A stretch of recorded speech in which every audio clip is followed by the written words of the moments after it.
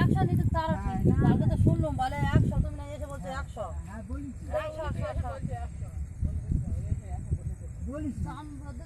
এখন দিচ্ছি কেন দেবে না ওনাদের মাছ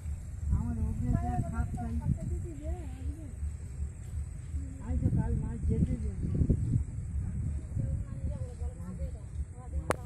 বড়দের দেবে না আমি আজ কিনে কালকে থেকে কালকের আমার ইচ্ছাটা আসবে আসবে না আমি তো ছেলে চলে গেছি ওদেরও তার আসবে হারিয়ে ফিরে গেলে পাটি তো কম